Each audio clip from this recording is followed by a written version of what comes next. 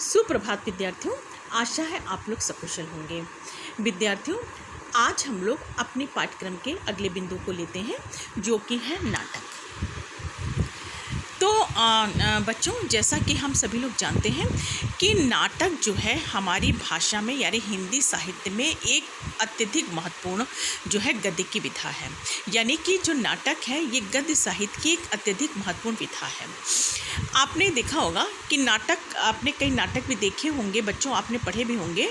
नाटक के अंतर्गत क्या होता है कि नाटक में किसी एक विषय वस्तु को लेकर के पूरे उसका सजीव चित्रण प्रस्तुत किया जाता है और उसमें हर कार्य के अनुसार, हर चरित्र के अनुसार पात्रों का चयन किया जाता है और वो सभी पात्र उस घटना को मंच पे या लेखन में इस तरह से जीते हैं कि जैसे लगता है कि वास्तविक के कैरेक्टर है ना। तो ये नाटक की खूबसूरती होती है।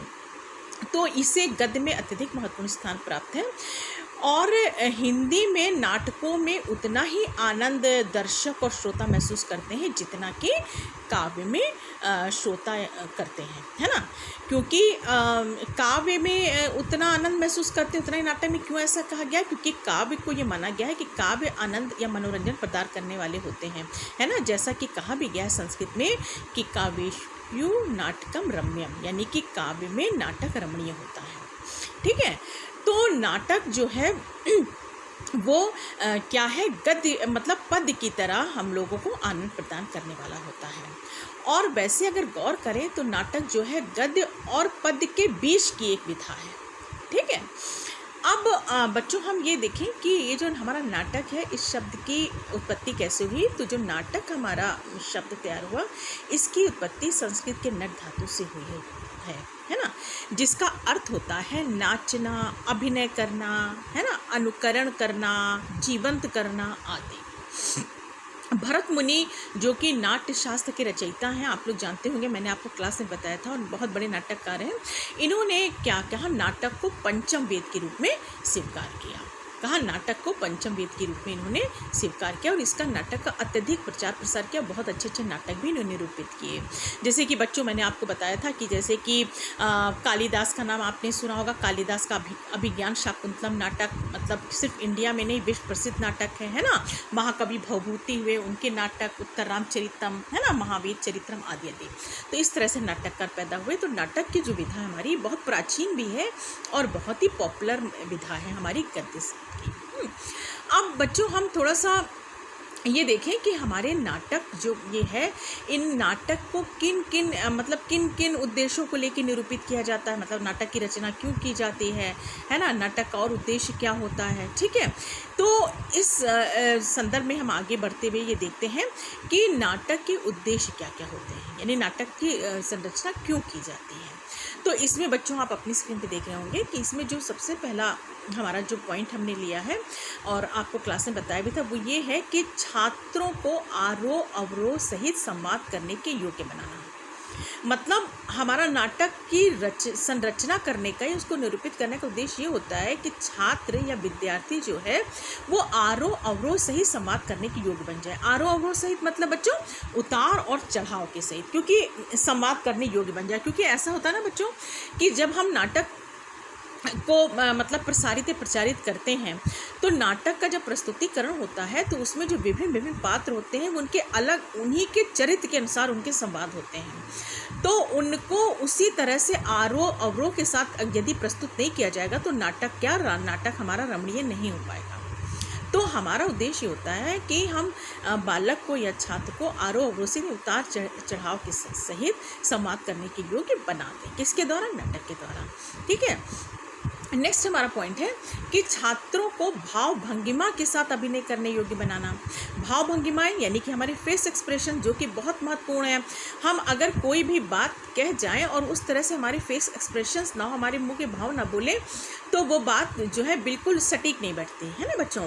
जैसे कि मान लीजिए अगर नाटक में कोई बहुत क्रूएल पात्र दिखाना है ना, बहुत यानी कोई बहुत क्रूर पात्र दिखाना है और उसके चेहरे पे क्रूरता के भाव ना परिलक्षित हो, तो क्या है, वो अभिनय जो है वो वास्तविक नहीं लगेगा, है ना। तो छात्रों को भाव भंगिमा के साथ अभिनय करने के योग्य बनाना क्या है, नाटक का उद्देश्य है। नेक्स्ट है छात्रों को अभिनय कला का ज्ञान कराना, यानी छात्रों को जो अभिनय है, नाटक क्या है, नाटक में जो पात्र है अभिनय तो करते हैं, अपने अपने चरित्र के जो उनको चरित्र वहाँ पे जीना होता है उसके अनुसार वो क्या करते हैं, नाटक ही करते हैं। तो ये एक नाटक ऐसे कोई भी नहीं कर पाता बच्चों, है ना, ये एक अभिनय है और अभिनय एक कला है। तो अभिनय में निपुण बनाना भी हमारा क्या एक तरह का उद्देश्य है। ठीक बच्चों, नेक्स्ट पॉइंट हम लेते हैं, छात्रों को मानव चरित्र से परिचित कराना। छात्रों को मानव चरित्र से परिचित कराना कि मतलब कि छात्र, क्योंकि जब हम किसी नाटक को तैयार करते हैं, है ना, और नाटक को जब हम प्रस्तुत करते हैं तो हम क्या करते हैं कि उसमें विभिन्न प्रकार के हम लोगों को मतलब उसमें जोड़ते हैं, है ना, अभिनय करने के लिए। तो अलग अलग जो है जो अभिनय करते हैं उसमें पात्र या जो हम मानव का उसमें सिलेक्शन करते हैं, उनके चरित्र को वहाँ पे मंच पे जीना एक क्या है, एक प्रकार के बहुत मतलब निपुणता का काम है। तो हमें वो बालक को उस मानव चरित्र से परिचित कराना भी हमारे नाटक का उद्देश्य होता है बच्चों, है ना। नेक्स्ट है छात्रों के भाषा ज्ञान में वृद्धि करना। भाषा ज्ञान में वृद्धि करना नाटक के थ्रू कैसे, आप सोच रहे होंगे, वो इसलिए कि नाटक में जो डायलॉग बोले जाते हैं, जो संवाद बोले जाते हैं, है ना, वो क्या होते हैं, तरह तरह के संवाद होते हैं, है ना। कहीं बहुत हास्य के संवाद हो सकते हैं, कहीं बहुत करुण रस से ओतप्रोत संवाद हो सकते हैं, कहीं वीर रस से ओतप्रोत संवाद हो सकते हैं। तो हमें इसके कारण भाषा के ज्ञान में हमारी वृद्धि हो जाती है ना।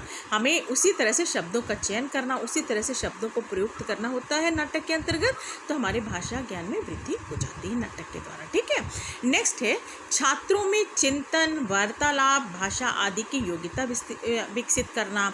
मतलब जब छात्र नाटक करता है ना, नाटक को जीता है, तो उसमें फिर क्या होता है, एक तरह के चिंतन के भाव आ जाते हैं। मान लीजिए कि उसको एक बूढ़े पिता का रोल अदा करना है, तो वो उसके बारे में चिंतन करता है ना, कि वो किस तरह के उनके एक व्यक्तित्व को अपने मन में लाके उनके बारे में चिंतन करता है। उससे होता ये है बच्चों कि जब वो चिंतन करता है तो उसी तरह के भाव उसके मतलब व्यक्तित्व में दिखाई पड़ने लगते हैं, चेहरे में परिलक्षित होते हैं। ठीक है, वार्तालाप, क्योंकि वार्तालाप होता है संवाद के थ्रू, तो भाषा आदि की सबकी योग्यता विकसित हो जाती है ना। नेक्स्ट है बच्चों हमारा लास्ट पॉइंट है इसमें कि छात्रों को कथन को प्रभावशाली ढंग से प्रस्तुत करने के योग्य बनाना, है ना। मतलब क्या कि जो छात्र है वो जब नाटक के अंतर्गत किसी अपने कथन को प्रभावशाली ढंग से प्रस्तुत करने के वो उसमें क्या आ जाए, एक आत्मविश्वास जागृत हो जाए, है ना।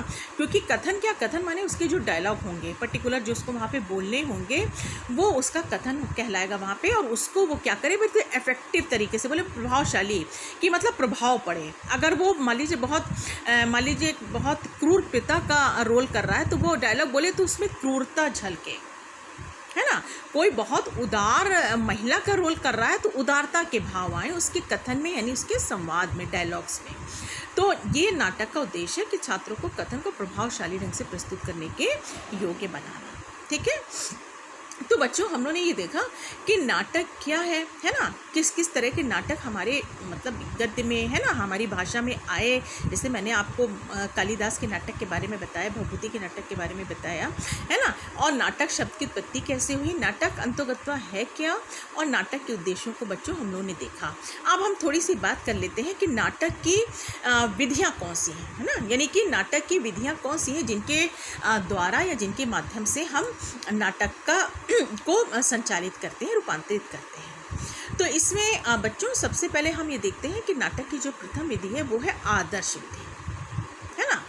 दूसरी जो विधि वो है अभिनय विधि, और तीसरी है व्याख्या विधि। ठीक है, तो जो हमारी आदर्श विधि है ये क्या कहती है इसके बारे में पहले हम जानकारी करते हैं। तो बच्चों जैसा कि हम लोग जानते हैं और मैंने आपसे अक्सर जिक्र भी किया है कि आदर्श विधि जो है या जो आदर्श वाचन अगर हम कह दें तो वो हमेशा शिक्षक के द्वारा किया जाता है। तो आदर्श विधि के अंतर्गत शिक्षक जो है नाटक के पूरे प्रारूप को क्लास में समस्त विद्यार्थियों के सामने प्रस्तुत करता है। ठीक है, और उसमें जो भी जितने भी उस नाटक के अंतर्गत जितने भी चरित्र हैं, यानी जितने पात्र हैं जिनको भी लिया है, उन सभी के बारे में वो क्लास में बताते हैं। ठीक है, तो ये इसमें मुख्य जो भूमिका होती है वो शिक्षक की होती है। दूसरी जो हमारी विधि है नाटक की वो अभिनय विधि। तो बच्चों जैसा कि नाम से स्पष्ट हो रहा है कि अभिनय विधि में अभिनय के द्वारा नाटक को प्रस्तुत किया जाता होगा, है ना। तो अभिनय विधि में बच्चों क्या होता है कि क्लास में उस नाटक को अभिनय के द्वारा बच्चों से यानी छात्रों से जो है वो उसका प्रस्तुतिकरण कराया जाता है। मतलब उस नाटक का प्रस्तुतिकरण अभिनय के माध्यम से छात्रों के द्वारा या बालकों के द्वारा कराया जाता है। तो इससे बालकों में क्या होता है, एक तरह का आत्मविश्वास होता है और उनकी जो वो अगर संकोची प्रवृत्ति अगर किसी बालक की तो उसका वो भी दूर हो जाती है। ठीक है। इसमें बच्चों तीसरी और अंतिम विधि है व्याख्या विधि। अब व्याख्या विधि जैसा कि नाम से स्पष्ट हो रहा है कि व्याख्या मतलब किसी को बहुत विस्तृत या विस्तारित रूप में प्रस्तुत करना। तो इस विधि में पुनः शिक्षक का ही पुनः रोल होता है। वो क्या करते हैं, लास्ट में शिक्षक जो होता है वो क्लास में पूरे नाटक की, है ना, कि जितने भी पात्र हैं उनके मनोभावों को, उनके चरित्र को क्या करता है, विस्तारित रूप में प्रस्तुत करता है, यानी उनकी व्याख्या करता है ना। और यानी कि उनके अगर जैसे जो पात्र जो हैं उस नाटक में हैं, जिन पात्रों को लिया गया है, उन्होंने अपने अपने अपने मतलब कार्य को किस तरह से वहाँ पे जिया है ना, यानी कि उसको प्ले किया है, इन सभी का विश्लेषण क्या है, व्याख्या वो शिक्षक करता है। ठीक है बच्चों। तो बच्चों इस तरह से हमने देखा कि नाटक शिक्षण की है, नाटक की 3 विधियां हैं जिसको हम लोगों ने आदर्श विधि, अभिनय विधि और व्याख्या विधि के अंतर्गत देखा जिसमें हमने ये जाना बच्चों कि आदर्श विधि और व्याख्या विधि में जो मुख्य भूमिका है, मुख्य रोल है वो शिक्षक का होता है।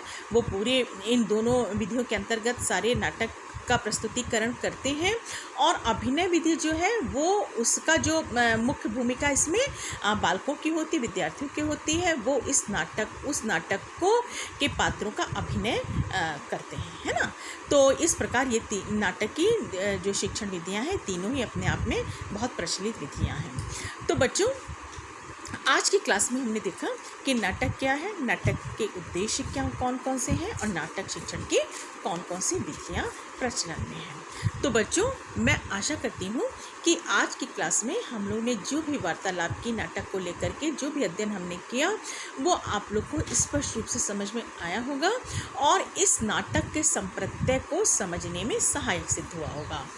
तो बच्चों अपनी अगली क्लास में हम लोग अपने सिलेबस के अगले बिंदु के बारे में चर्चा करेंगे, अध्ययन करेंगे। धन्यवाद।